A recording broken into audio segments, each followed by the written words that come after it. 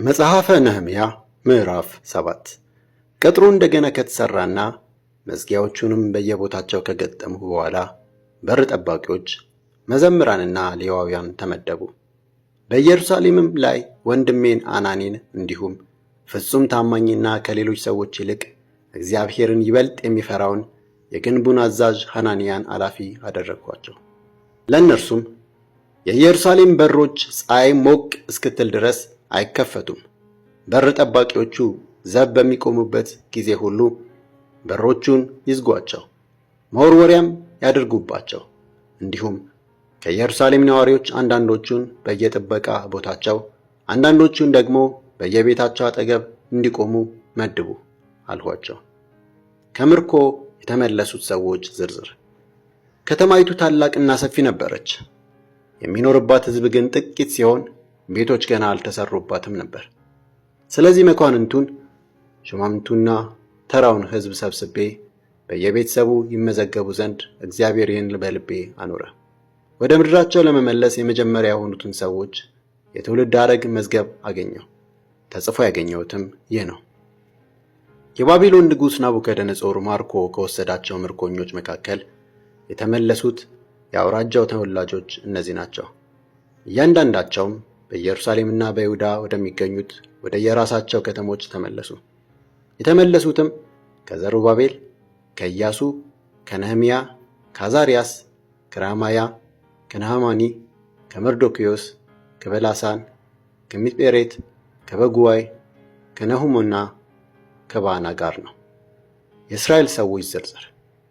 ከፋሮስ ዘሮች 2172፣ ከሰፋጥያስ ዘሮች 372፣ ከኤራ ዘሮች 652፣ ከኢያሱና ከዮአብ ዘር የሆኑት የፋት ሞዓብ ዘሮች 2818፣ ከኤላም ዘሮች 1254፣ ከዛቱ ዘሮች 845፣ ከዘካይ ዘሮች 760፣ ከቢንዊ ዘሮች 648፣ ከቤባይ ዘሮች 628፣ ከአዝጋድ ዘሮች 2322፣ ከአዶናቂም ዘሮች 667፣ ከበጉዋይ ዘሮች 2067፣ ከአዲን ዘሮች 655፣ በሕዝቅያስ የትውልድ ሐረግ ከአጤር ዘሮች 98፣ ከአሱም ዘሮች 328፣ ከቤሳይ ዘሮች 324፣ ከሐሪፍ ዘሮች 112፣ ከገባውን ዘሮች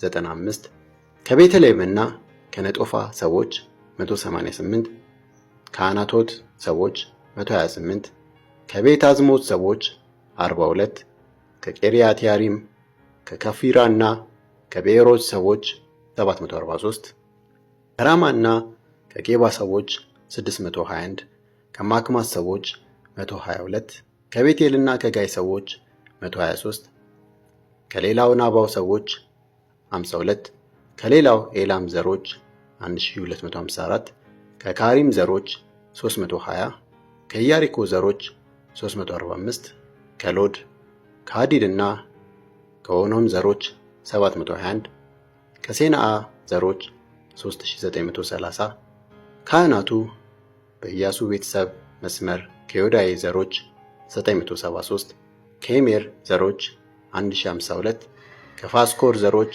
1247፣ ከካሪም ዘሮች 1017፣ ሌዋውያኑ በቀድሜኤል በኩል በሆዳይዋ የትውልድ መስመር የኢያሱ ዘሮች 74፣ መዘምራኑ ከአሳፍ ዘሮች 148፣ በር ጠባቂዎቹ ከሰሎም፣ ከአጤር፣ ከጤልሞን፣ ከአቁብ፣ ከሐጢጣና ከሶባይ ዘሮች 138፣ የቤተ መቅደሱ አገልጋዮች ከሲያ፣ ከሱፋ፣ ከጠቦት ዘሮች ከኬራስ፣ ከሲያ፣ ከፋዶን፣ ከልባና፣ ከአጋባ፣ ከሰምላይ ዘሮች ከሐናን፣ ከጌዴል፣ ከጋሃር ዘሮች ከራያ፣ ከራሶን፣ ከኒቆዳ ዘሮች ከጋሴም፣ ከኦዛ፣ ከፋሲያ ዘሮች ከቤሳይ፣ ከሙኒም፣ ከንፉሰሲም ዘሮች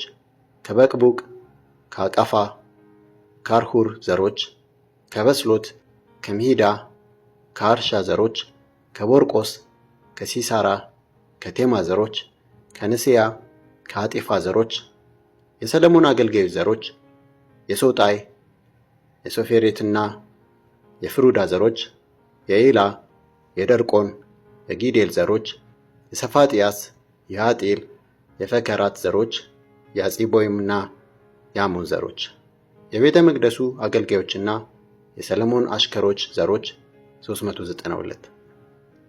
ከዚህ ቀጥሎ ያሉት ደግሞ ከቴልሜላ፣ ከቴላሬሳ፣ ከክሩብ፣ ከአዳንና ከኢሜር የተመለሱ ናቸው። ይሁን እንጂ ዘሮቻቸው ከእስራኤል ወገን መሆናቸውን ማስረዳት አልቻሉም። የደላያ፣ የጦቢያ፣ የኔቆዳ ዘሮች 642።